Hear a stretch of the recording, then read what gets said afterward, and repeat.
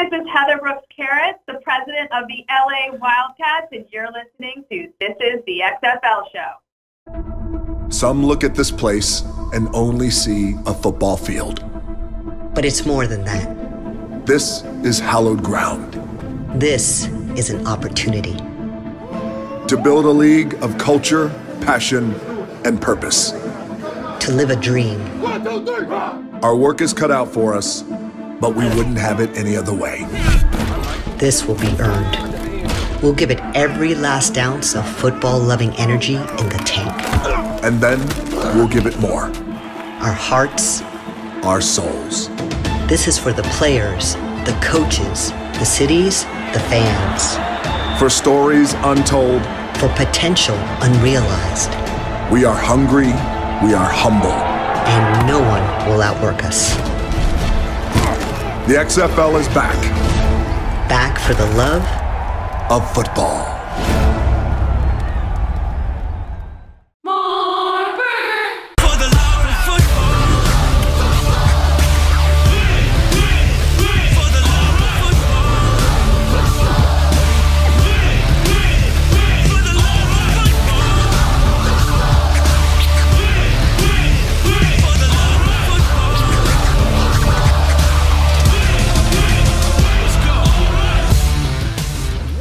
Football fans, this is for the love of football. This is the road to 2022, and this is the XFL Show. I'm Alan. I'm Vince. And I'm Bryant. And no need to do the double take. You heard that right. We have a targeted time frame for the next XFL kickoff. The road to 2022 has officially begun. This is episode 138, and no one will outwork us. No one, Bryant. Oh, the hype on this episode might be the most since kickoff 2020. I want you to take all the hype you have, Alan, every single ounce that you have into the bottom of your soul and give more is what I want you to do. I'll find it. I know it's there. I know it's there, Vince. 2022, we know when the next XFL kickoff will happen, at least the year.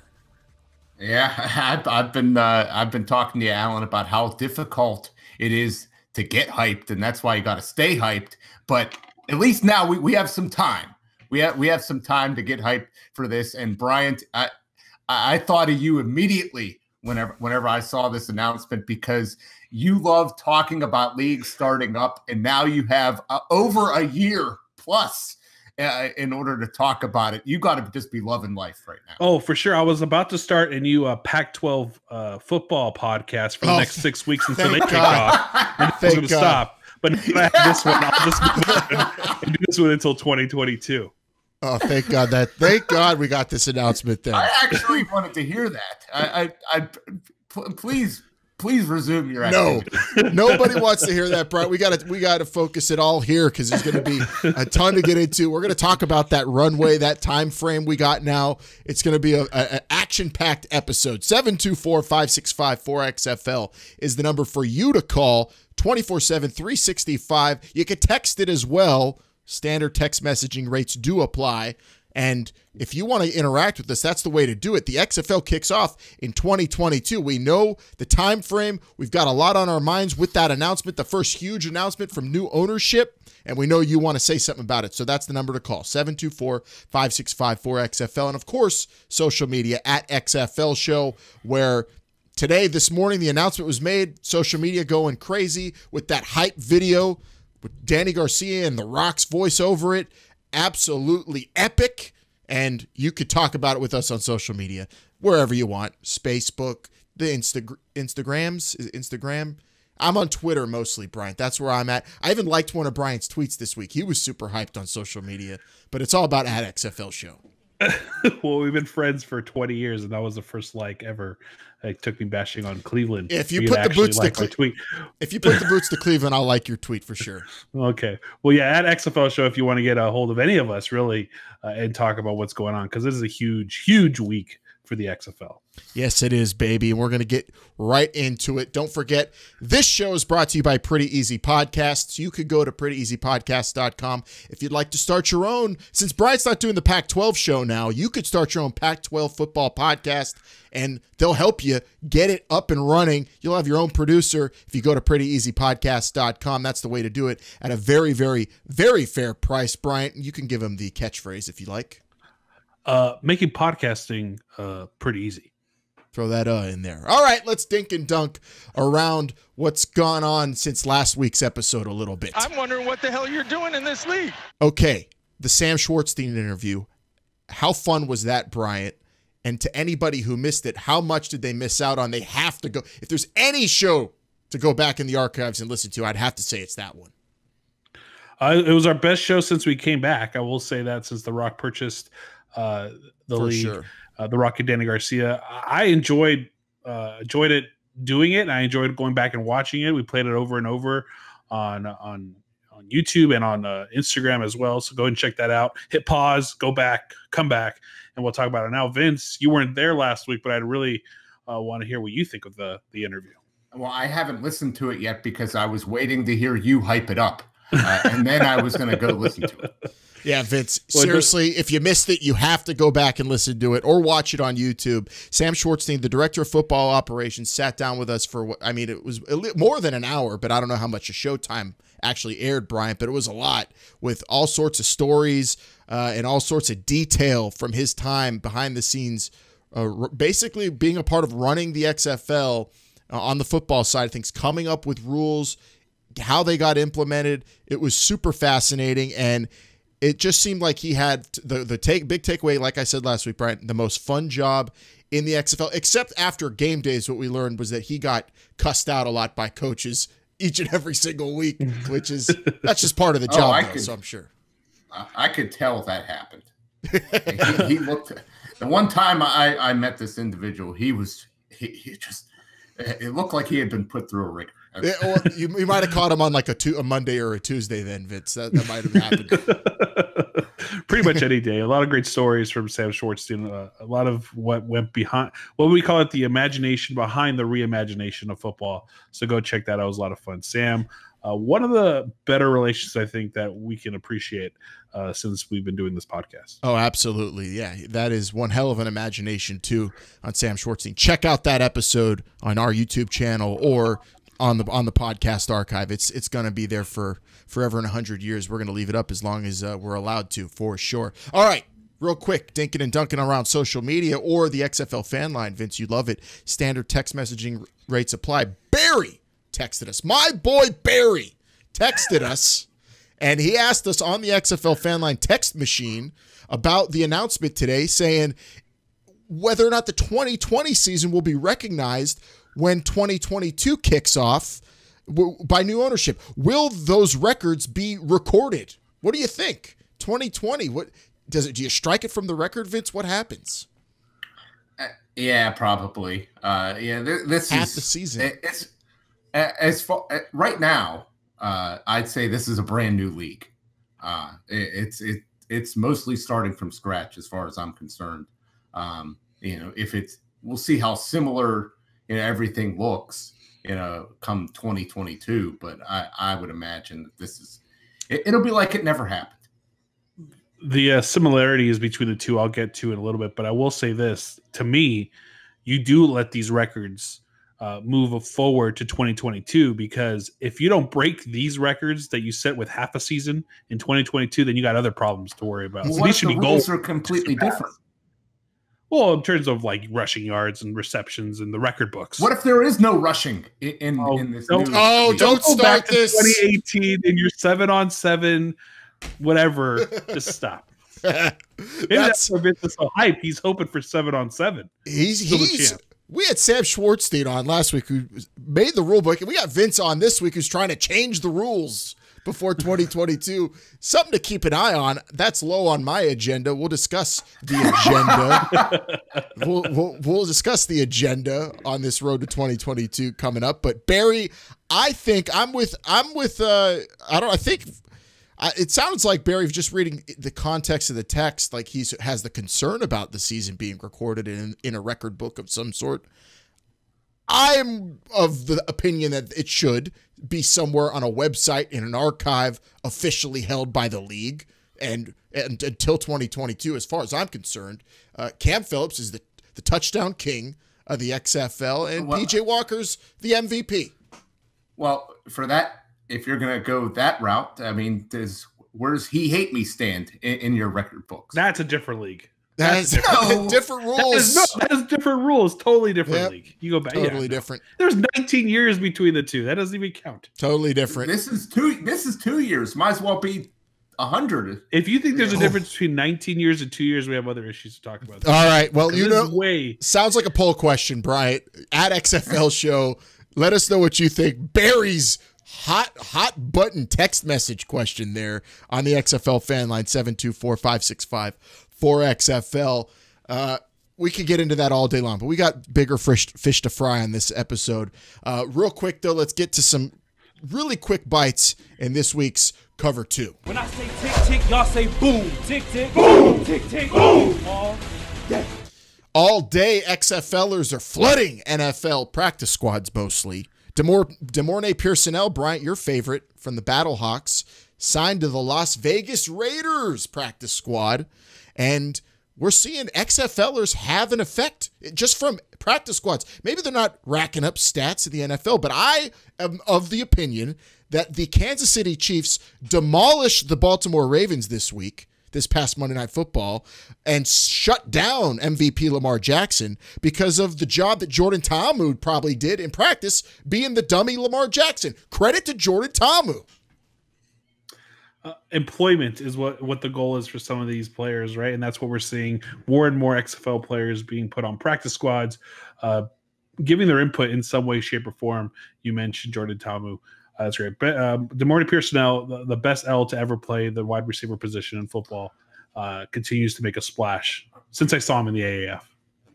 Well, that's just wrong. But what about Jordan Ta'amu, Vince? You credit him for the shutdown of Lamar Jackson by the Chiefs D? No, Lamar Jackson, this guy's no good. Yeah, he's not a quarterback. MVP. He's not a quarterback.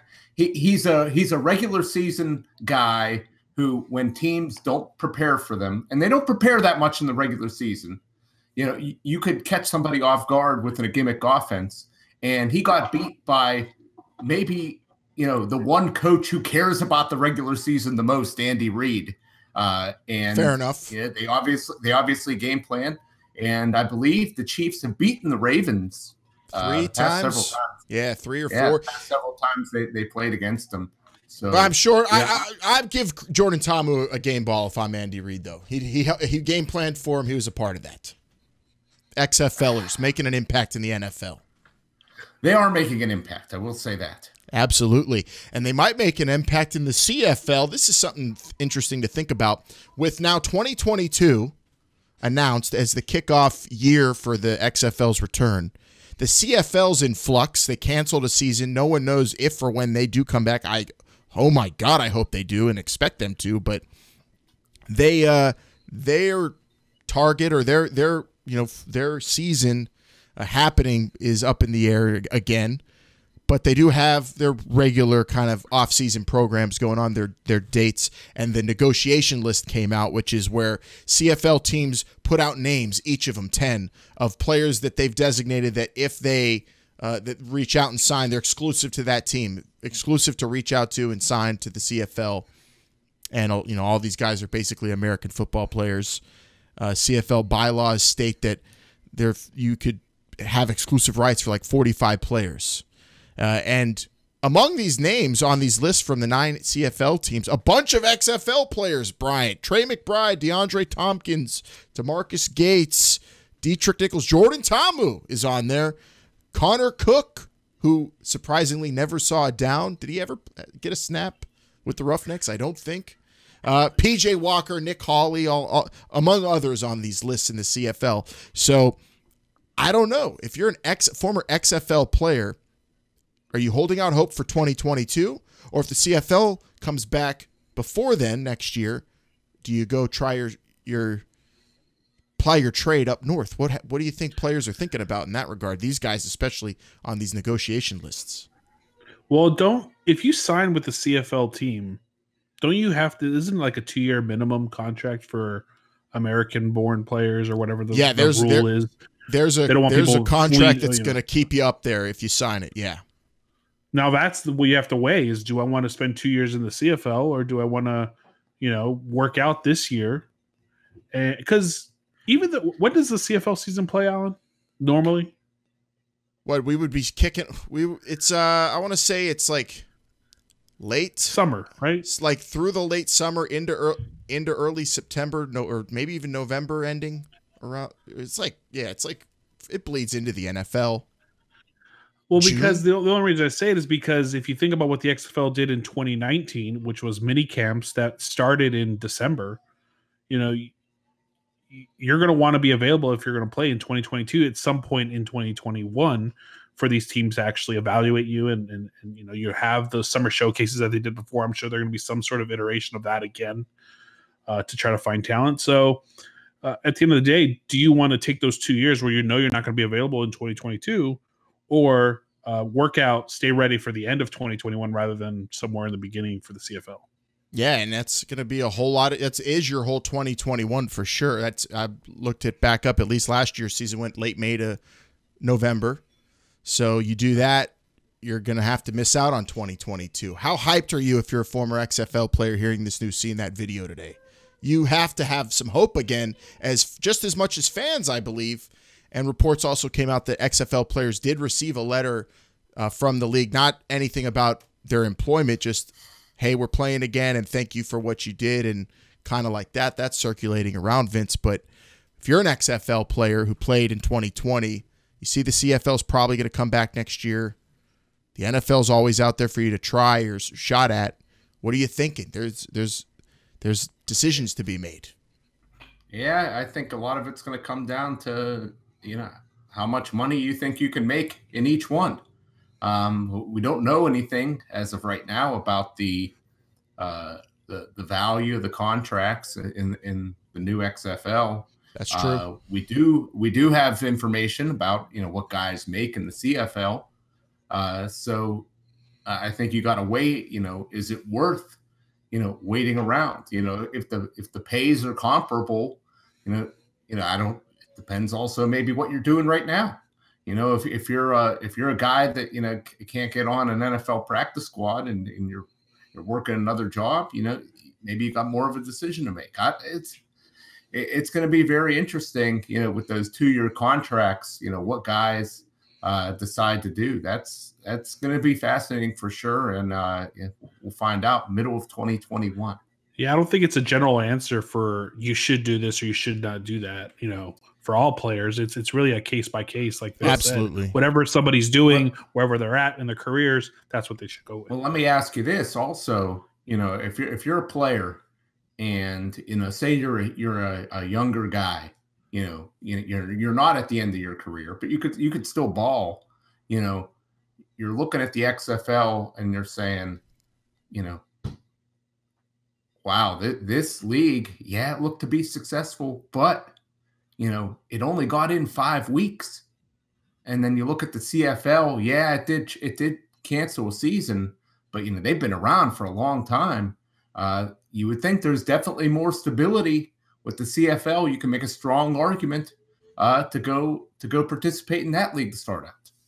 But then there's the lure of playing for a league that's owned by The Rock, and I think that's going to carry a lot of sway with a lot of players' decisions. We're going to discuss that right now. If you're ready for the hot read, Brian, but you're putting your hand up. What do you want? What do you got to get to? You good? Are you ready? Well, for no, the I hot was just read? say with The Rock's reach, because he has, as we all know, millions and millions of Instagram followers, that The Rock has a reach that the XFL never had before. Exactly, and we're going to talk about that and this huge runway now that we have to 2022. It's time for this week's hot read.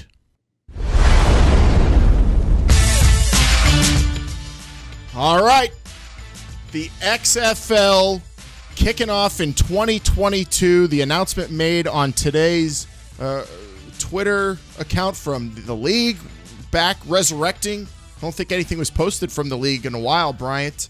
And The Rock and Danny Garcia putting this out there. A lot of people waking up to this news.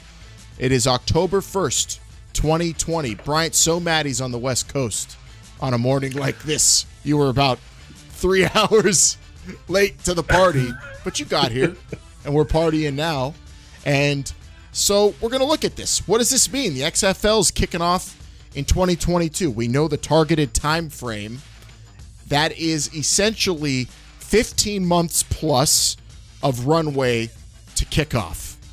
Not as much as the launch to 2020, which was announced in January of 2018, kicked off in February of 2020, but still, there's infrastructure already. There's stuff already in place. This isn't, like Vince said earlier, said it was a complete rebuild. I don't necessarily think that's the case. A lot of the team structures are, players, coaches, but the really tough stuff, logos, names, brands, rules, that's all in place. So with that said, this runway we have, is it enough, Vince? Well, when I said complete rebuild, I'm talking about in terms of rosters, and I still consider rules part of the rebuild. I still consider that. It's way down my list. On my task list is it's lengthy, but re-examining the rules is like dead last, and that's going to be a quick peek. It's going to be this. All right, they're good. Leave them, because that's what I'm saying. But I don't know about you, Vince. Well, if I look at this timeline here, this is going to be a spring league still, and I guess they decided, given these unprecedented times that we have right now, that either it was not feasible or too short a timeline or just too much to undertake to have a spring league in 2021. And if you're going to maintain that this is a spring league, the next possible time would be 2022. And so, that's good. It gives them some time to, get the players, you got to hire all kinds of staff and all kinds of stuff. So that gives them some time to get going. Like you said, Alan, a lot of the infrastructure is already there. They're not starting from the ground up. There's a strong foundation there, and they'll be able to get going. Of course, I think all of us except for Bryant wants this league to start, as soon as possible.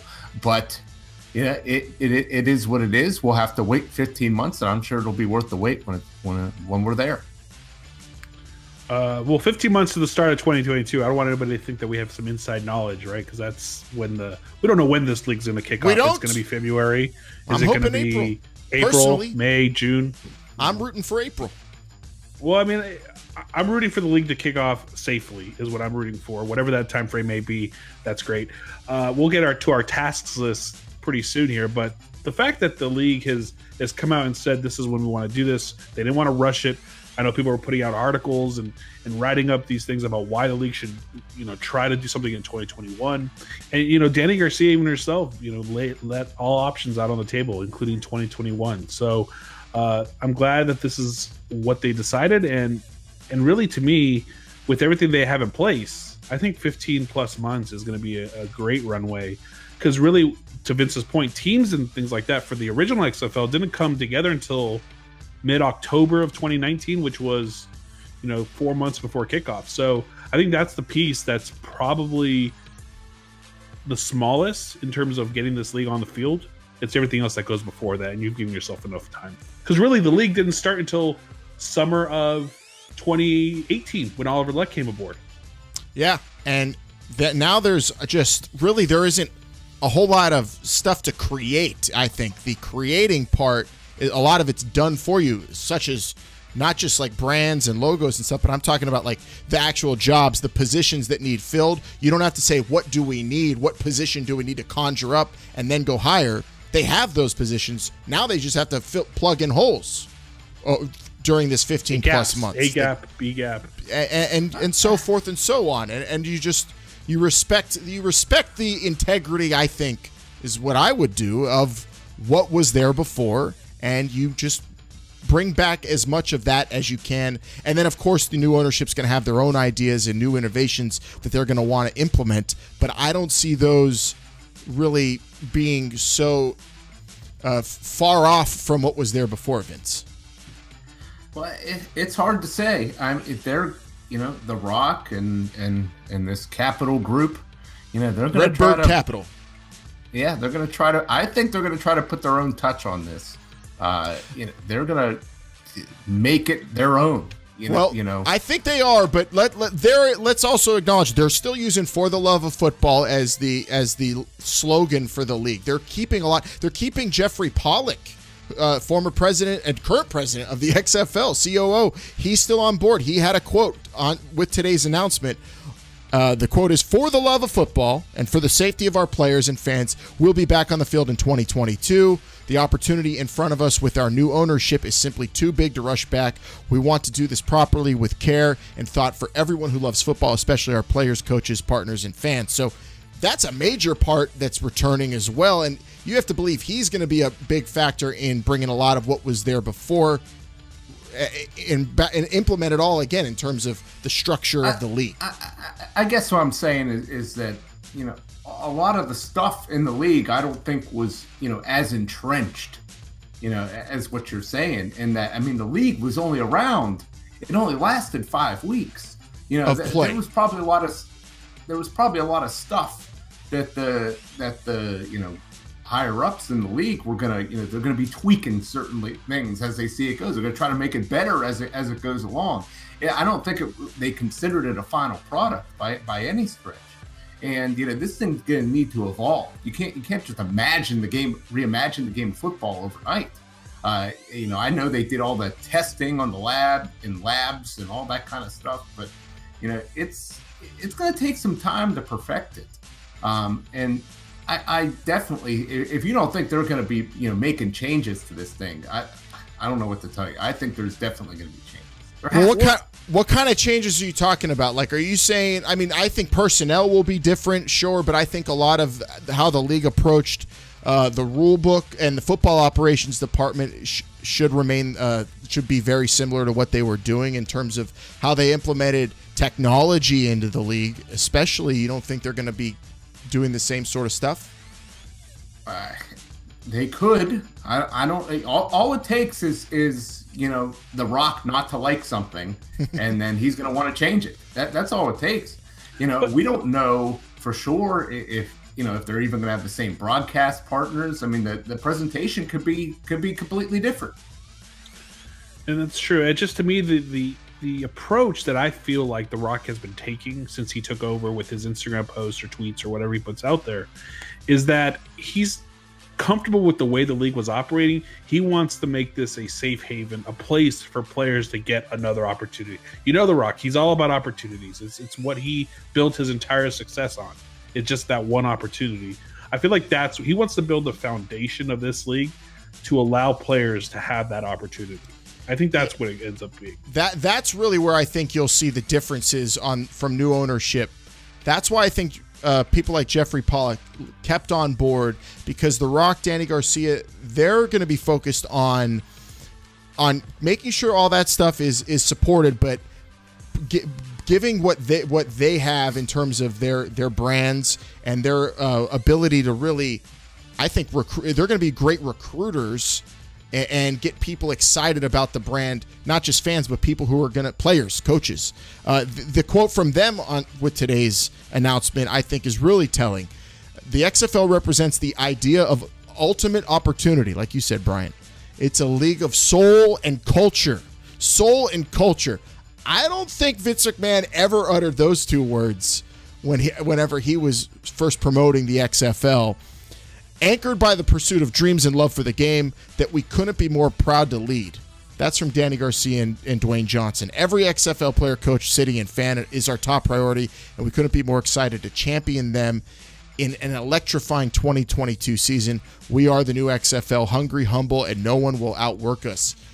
Those two words, especially soul and culture, that tells me that they're really going to try to cater even more to players and coaches and the people that are going to be a part of this league and the faces of this league. more so than the last regime, because even as great as Oliver Luck was, I loved Oliver Luck as the commissioner, and Vince McMahon, an excellent promoter. They did a fantastic job, but that wasn't the messaging they were putting forward in terms of the launch of 2020. It was all about reimagining football, the game, and really geared towards fans. This messaging from The Rock and Danny Garcia feels like it's geared towards players and coaches, like you said, Brian. Yeah, and I don't want to take anything away from what the Not regime, like you said, from XFL 2020 was, because their focus was to put an on-field product that was entertaining for us fans, right? For people to want to watch, and they did that. I think they accomplished that beyond. I'm watching baseball games now where they have mics in players' ears, and they're trying to do the things that the XFL did. And so I think that is like check off the list. Now the approach is, how do we make players want to play for us? How do we make coaches want to coach for us? They had great players. They had great coaches. Players chose practice squads over the XFL. Coaches chose assistant jobs instead of maybe a coordinator job in the XFL. People chose things other than the XFL. And I think the Rock and Danny Garcia's approach is, how do we make this the most lucrative offer we can to these players and coaches? You pay them a lot of money. That's what you do. Money's not open. I mean, there's a finite amount of money that they are going to be able to offer. There's got to be other things. That's the thing. Yeah, there's a limit, to the caliber of player they can get. Now, granted, they can still get a lot of good players. We saw that. And, the XFL had a lot of good talent. But at the end of the day, when the NFL comes a calling, these guys are going to go there, and it's strictly the money. Yeah, make no mistake about that. It's always going to be about the money. And I'm very curious to see, what kind of contracts, they offer these players and coaches, because, Vince McMahon, he's got deep pockets, but we're talking about a capital group. And I'm very interested to see what kind of investment they put in this. Yeah, that's also going to be a factor, I think, on the business end, is seeing how Redbird Capital attacks this 15-plus months of preparation. I feel like The Rock and Danny Garcia, at least what they've said so far, reading between the lines, are going to be prime in recruiting people to be a part of the league and recruiting and getting great TV deals. I think they're going to be major factors in that. The money and the business end of it, that's why Jeffrey Pollock's kept on, and that's what I think Redbird Capital is going to be very involved with. The branding of this league, make no mistake about it, is all going to be based off what we hear from Danny Garcia and The Rock. That's how it's going to be sold, and over the next 15 months, we'll see what their strategy is. That's what we have to watch, and I have to feel like if the money's lower for a player, you do have it going for you. I think The Rock's background and his just status as pretty much the biggest star in the world is really going to be enticing, I think, for players who might have otherwise said, I'll take a shot at, I don't know, the CFL, or wait for a practice squad to come a call, and maybe, just maybe, that's going to be enough. The way that this league is sold is going to be, I think, very different to the players and coaches. That's what I'm interested to watch, and that's what I think is pretty much top of the list for this task list that we've been talking about, Bryant, since we prepped this show. The task list going to 2022.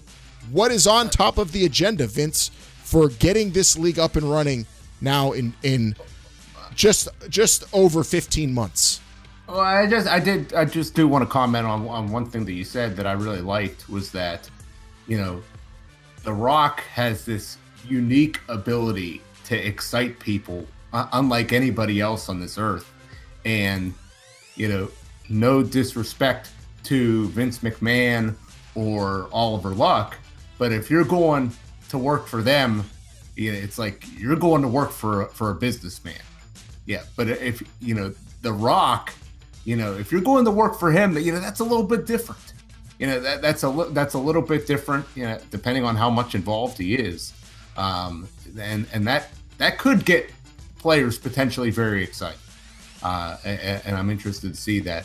But as far as my task list goes, you got to sit down, you got to look at what you're currently working with. You know, do you want to keep these cities? Yeah. Do you want to look at the like kind of structure that they had the league in? Like, you know, who knows how long these unprecedented times are going to last? Would you even entertain having a bubble type situation for your first season? Or I gotta imagine 2022 giving yourself that kind of runway is them basically saying they don't want to do that, though, right? Yeah, pretty much. Yeah, pretty much. And you know, by then, you know, do you like the cities that you're currently in? You know, I know we've talked about that on previous episodes. You can go back into the archives and listen to them. Do you want to stay in those cities? Do those cities even want you back? You know, you gotta talk to them about that. You got to secure venues. You know, those are the number one things. And of course, television. That may be the most important of all, is the television contract. I think you got to work on the television and you got to work on the host cities. Those would be the top two things on my list. Bryant, how about you? Your task list for this now road to 2022 that begins today. Well, I'll start my task. Oh man, look at that. That is. We'll figure it out where we actually start, but mine's this long. I think mine's all up here. Where do I start? I think Vince brings up a good point with the cities, and you didn't make that decision, I think, relatively soon. Do you want to stay? Can you stay in the 8 cities that you're in? Do you want more? Do you want less? Whatever it is it may be. Because I think marketing is going to be huge. You're going to want to market more and longer. You know, the team names were announced at, I believe, early October in 2019.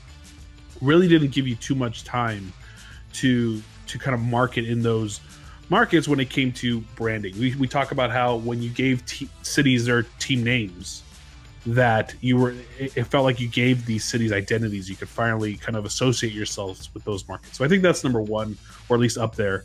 Number two, I started approaching players. That email was a great job to get out there and say, hey, we're coming back, be ready, whatever it may be, there's hope. If you can, start locking up players way sooner than the league did before. You know, get them under contract, have a draft with players you know are actually going to be there, not some that are going to be drafted and then moved on to the NFL before you even actually start minicamp.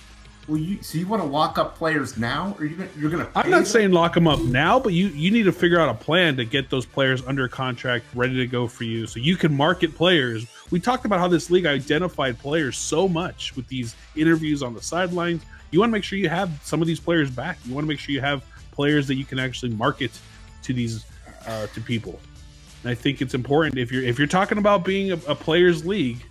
You need to have players. I think you're skipping over one important part of the task list, Brian, in order to get that done. So what needs to happen is before you do any of that, I'm with you with the cities and the teams. You need to the structure of the competition. It needs to be settled, and I don't think that's going to be like the rule book. I don't think that should take long. In terms of what we want 8 teams. Is that what you want? Yes. The cities, then you reach out. Can these teams stay in the cities we had them in? Do we want them there? Do they want us, like Vince said? I don't think that should take very long because there's a lot of that already in place. The relationships are already in place. I hope St. Louis will welcome the Battlehawks back, especially a team like that. I want to see them back in the Battle Dome, damn it. And then, you know, where do you put the Guardians? Are they going to stay in New York? Do you put them in one of the soccer stadiums? That kind of stuff, get after that early. Yeah, get Northeast Guardians, yeah. And then you get all that done. That's number one for sure. And then what you need to do, TV is going to be ongoing, and that is really, at the end of it, top of in terms of importance. You got to have your plan for TV, but that might not just come. You might not going to get right into a meeting maybe right away, and you're going to have to do some things before you could maybe get the confidence and have the battle plan to go into that boardroom and make your pitch to Fox, ESPN again, and renegotiate those deals. So that's why I think football ops is something you need to have in place before any of that, so that you have something you can tell networks. We're relying on a very solid structure to go find us great players and coaches. We've got an excellent recruiting plan. We've got a lot of good players we're going to get in this league. because we have a football operations department that is working their tails off from the word go. And as soon as you get that going, that's, I think, why the XFL was so successful, Brian. They were on the road and putting plans together and looking at drafts and looking at tape forever and ever, getting all that together. And they had awesome coaches in place so that they were able to score that awesome TV deal that the XFL had. So I think that's why football operations is higher up on my task list than your media, hitting social media, doing, interviews and press conferences and all that. You need to have your plan in place before you go after TV and selling the league. You have to have the foundation. The foundation needs to be there. Football operations needs to be really high up on that list. Alan, remind me, because was it 40,000 approximate per broadcast, or was it 400,000 per broadcast that these networks are spending to produce them themselves? I thought it was 40. I could be wrong. No, 40,000 for a live television 400. show? 400. Okay. Yeah. I was trying to remember at the top of my head. Actually 400,000 seems low. Well, that was the number that was being punted around. I think it was about 400,000 per broadcast. Either way, the networks foot the bill for the production of the games that were put on in the XFL in 2020. I bet I couldn't see it being anywhere less than $500,000 per broadcast. Okay, so we'll put it at a half per game. Fine, that's great. Networks at this point, I think, are going to jump at $500,000 for a 1.2, a 1.5, and then you throw The Rock on top of that, and you jump into a 2 point something. I think that part of your. I'm not a professional. I'm not Eric Bischoff in this whole thing, but I will say that I think getting a TV deal will happen. Are you saying that like if ratings are down, they're going to bring The Rock on to pop a rating? Because that's true. They might do a little quick pop of the rating right there. I just think that The Rock, giving what he can do with his influences in social media and just in the entertainment world, that he can bring these ratings up himself if he wants, just by showing up. That's my point. That's why, to me, TV deals are important, but I think they're going to get done. Someone's going to give you a deal, someone with a history of being able to do sports, like ESPN, like ABC. Maybe it's ESPN2. Fine, great. We stay on ESPN2. Well, let's hope that it's those ones, because if you remember, Bryant, the AAF, not on so good of a television deal. No, that was basically a paid programming infomercial. That was an infomercial. But you look at baseball, who just got they just got $500 million from Turner for a 1 point something on a Tuesday night that they get for those games that they're going to be able to broadcast. That's a bit different. I know it's different, but it's also apples to apples in this sense. Well, my point is that it's got to be. You got to be on television, but you got to be on good television too. You can't be bouncing around the different networks, different channels, each and every week, different times and stuff. That it's better than nothing, but it's not great. So you're saying it's got to be same bat time, same bat channel is what you're looking for. Hopefully, the deal that they had with ESPN and Fox, I thought was great. ESPN and Fox, they both promoted the hell out of it. It was on big networks, big established networks. It's not like they were on, Turner 1 week and then CBS Sports the next week and then NFL Network the following week. They were, it was either ESPN, ESPN2, ABC, Fox, FS1. Those are big networks that people could find. It was well promoted. The networks themselves promoted it.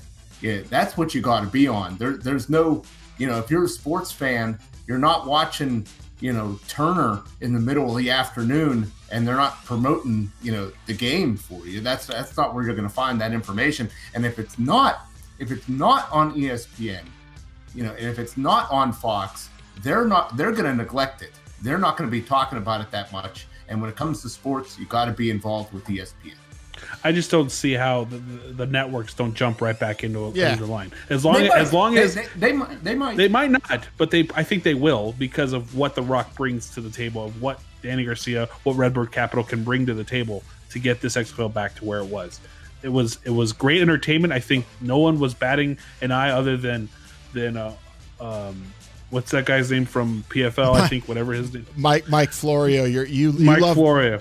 Bryant really has a disdain so for Mike Florio. No one was batting eyes at ratings other than him. And at the end of the day, if you can get those ratings to where they were, which I think is very possible, the networks are going to want them back. And that's the thing about, ESPN and Fox. They had this product. They know what ratings they could get, and they internally know, if those ratings are acceptable or not. So I think it's going to be an easy decision for the networks, if they want them back. Either they liked it or they didn't. Well, who knows? That is not what they saw in 2020 is not going to. It's going to play into it a little bit, but also this is a whole new group. This is a whole new structure. Telling me it's going to be. You told me the rules are going to be the exact same. Let's hope. You told me that. Let's hope. You're telling me it's going to be the same cities. Let's hope. You're telling me it's going to be, very similar stadiums. I'm hoping. So why should I expect very much different? If that's what I'm saying, you have to shore all that. You shore all that up. You shore all that stuff up before that was so similar to 2020. You're not going to have as much of a tough time selling it to a TV network. That's what I'm saying.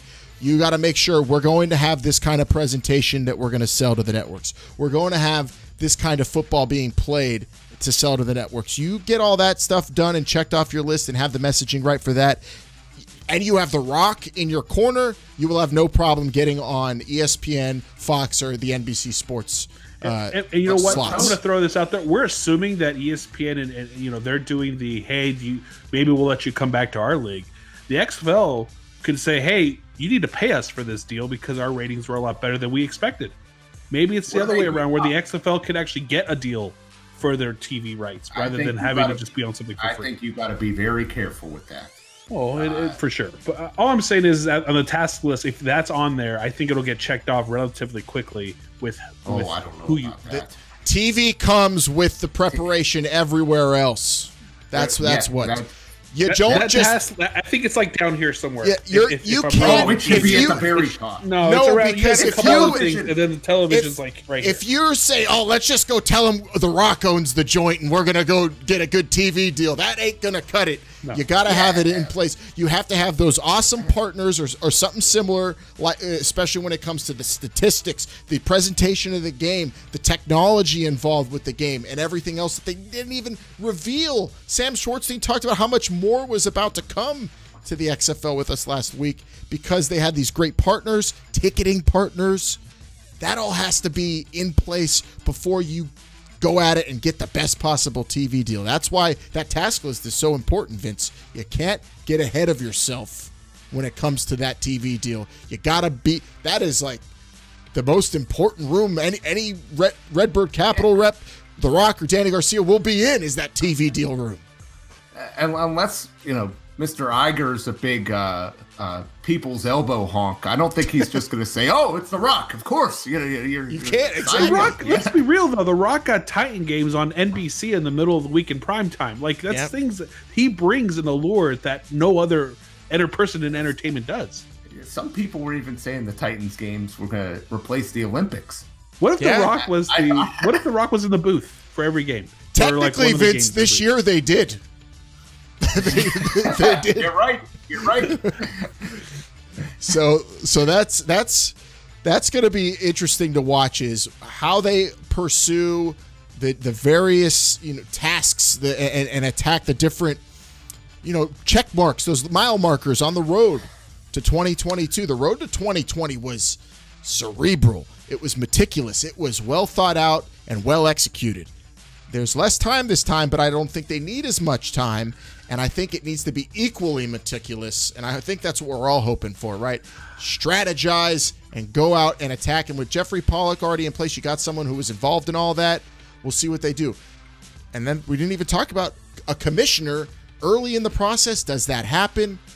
The personnel who are also checking off all these boxes on the road, will that be a one person like an Oliver Luck? Or will it be a group? That could be Commissioner by committee. like a closer or not in even, baseball. or just the with commissioner committee. Yeah. Look, I'll close my thought off with this because we went into a TV deal only tangent kind of thing here. But here's what I'll say: is that the road to 2020 was so consumed with making football better that already happened. So if you stick to that, you can focus on so much more, at least for 2022, because the product worked, the game worked, everybody saw that it worked. So if you can focus on other things to make everything else better, leave the game alone, get to 2022, make everything else better, and then focus on 2023, 2024, and things like that. You don't have to tweak this rulebook so much like they did for 2020 because it worked. Focus on other things, leave the rulebook alone for the most part. Perfect. Well said, Bryant. If that was a tweet, I would have liked it, and you didn't even have to bash Cleveland on it.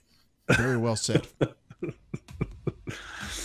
That's our task list. You might have your own. We got a date. We got runway. We've got a time frame. We've got boxes to check off now, and who knows in what order those get checked off in.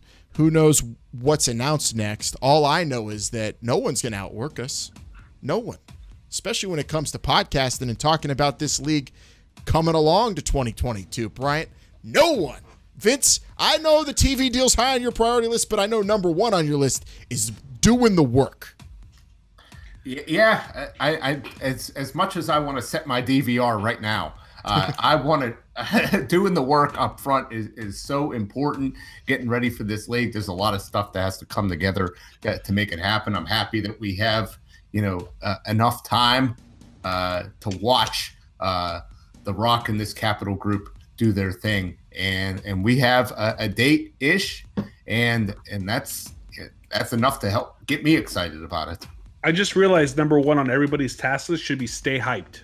Stay hyped for the XFL 2022. For 2022, that's number one for sure. Number one box to check. Pin that on your Twitter and on your cork board that you put all your tasks on. Pin it, baby. There you go. You can listen to us if you need to stay hyped every single week here, every Friday morning on your favorite podcast app.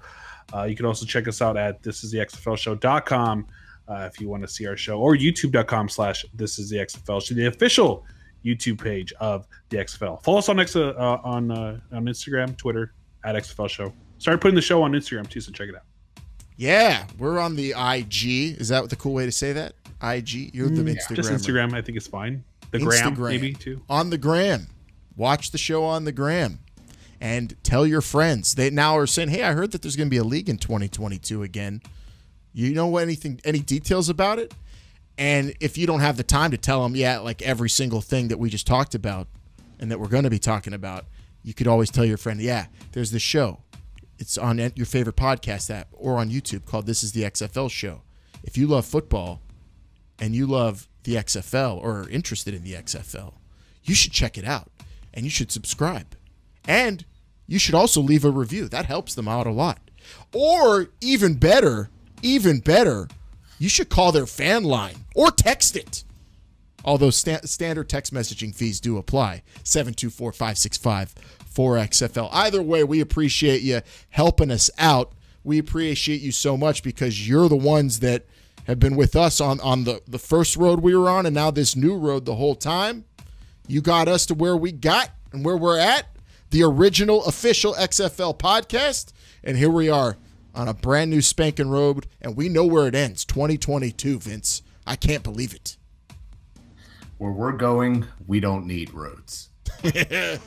We'll leave it there. I don't know what it means, but we'll leave it there. Thanks, everybody, for watching and listening to this episode. We'll be back next week with another action-packed, full of all the football talk you can handle episode. So until then, for Bryant, for Vince, I'm Alan. This is the XFL Show. Remember, they're listening.